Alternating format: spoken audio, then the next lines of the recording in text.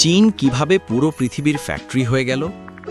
তুমি যে mobile, charger, light বা খেলনা ব্যবহার করছো, চেক করো 90% লেখা থাকবে মেড ইন চায়না। কিন্তু প্রশ্ন হলো কেন? চীন 40 বছর আগে ছিল খুব গরিব দেশ, কৃষিকাজ ছাড়া তেমন কিছুই ছিল না।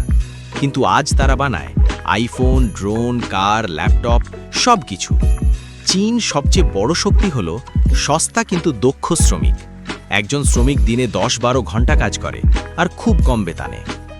তারপর সরকার বানিয়েছে বিশাল বিশাল ফ্যাক্টরি শহর, যেখানে হাজার হাজার কোম্পানি একসাথে কাজ করে। এক কোম্পানি স্ক্রু বানায়, একটা বডি বানায়, আর একটা চিপ বানায়। সব মিলিয়ে এক জায়গাতেই তৈরি হয় পুরো প্রোডাক্ট। এই কারণে চীনে প্রোডাক্ট বানানো আমেরিকা বা ইউরোপের থেকে 3-4 গুণ সস্তা পড়ে। তাই অ্যাপল, স্যামসাং, নাইকি, সোনি সব বড় কোম্পানি তাদের জিনিস চীনেই বানায়। এইভাবেই চীন হয়ে গেছে পৃথিবীর ফ্যাক্টরি, আর আমরা সবাই ব্যবহার করি মেড ইন চায়না প্রোডাক্ট।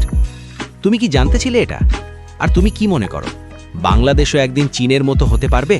কমেন্টে লিখো।